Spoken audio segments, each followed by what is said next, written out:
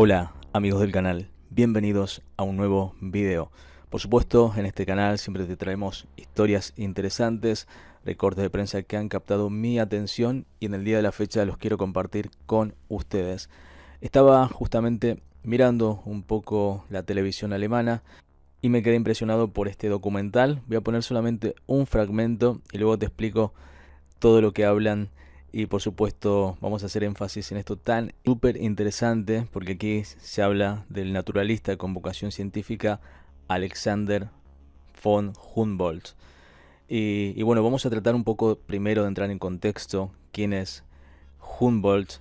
Muchos lo habrán escuchado, pero vamos a saber cómo él en un momento determinado llega a Perú y por qué llega a ese lugar, pero vamos a retroceder bastante en el tiempo. Te cuento que Alexander von Humboldt tenía mucho interés por la minería.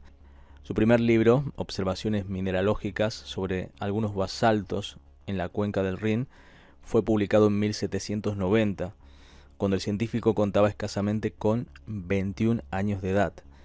Adicionalmente, entre 1791 y 1792, realizaría estudios en la renombrada Academia de Minas de Freiberg, bajo la supervisión del profesor Abraham Werner, y en 1792 sería nombrado asesor cum voto en el departamento prusiano de minas.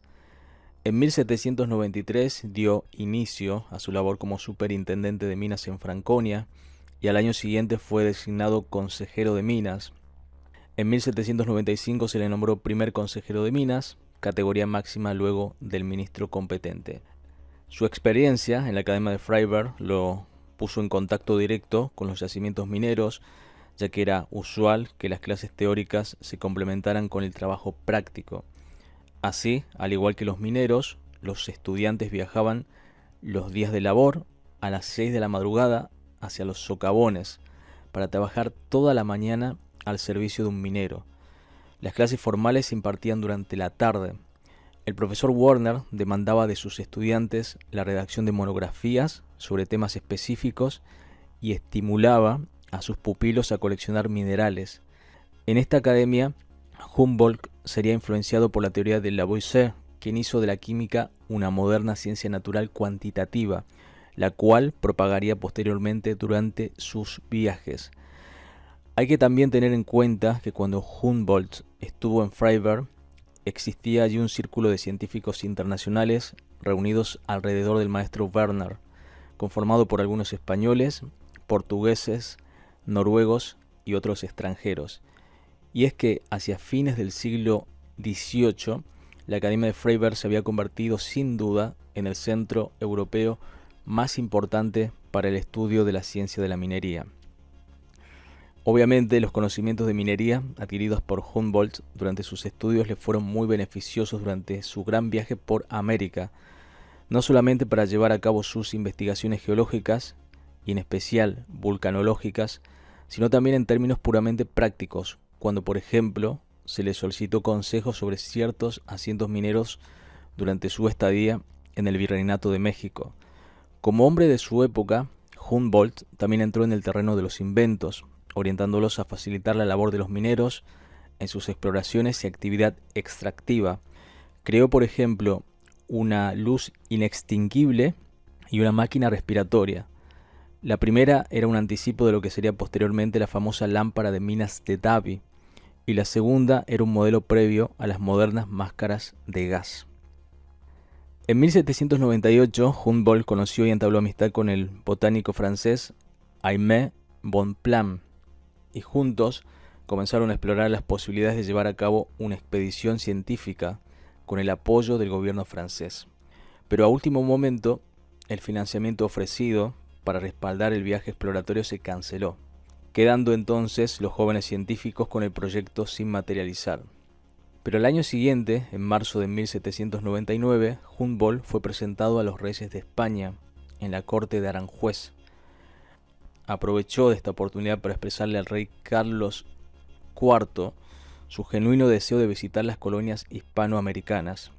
No era sin duda el primer científico que solicitaba permiso para viajar por la América española, ya que habían habido importantes expediciones científicas durante el periodo borbónico que lo habían precedido, como las de Jorge Juan, Antonio de Ulloa, Hipólito Ruiz, entre otras.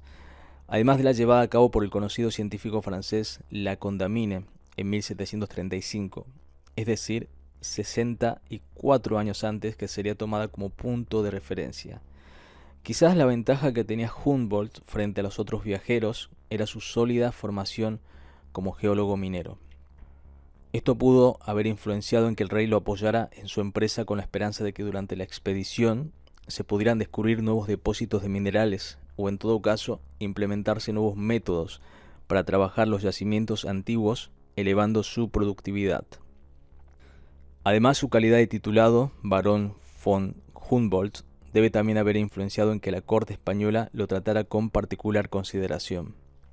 España otorgaría a Humboldt el permiso solicitado y 2 pasaportes oficiales, uno expedido por la Secretaría de Estado y el otro por el Consejo de Indias.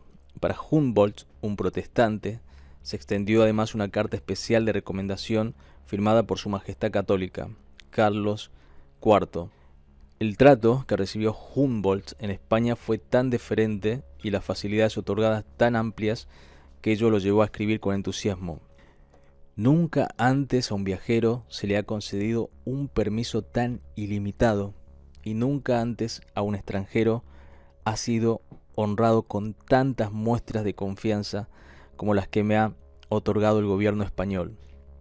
Estando ya en el Nuevo Mundo, Humboldt se enteraría en Quito que la expedición de Baudin no iba a llegar hasta Lima durante su viaje alrededor del mundo, lo que quería decir que él tendría que agenciarse sus propios recursos.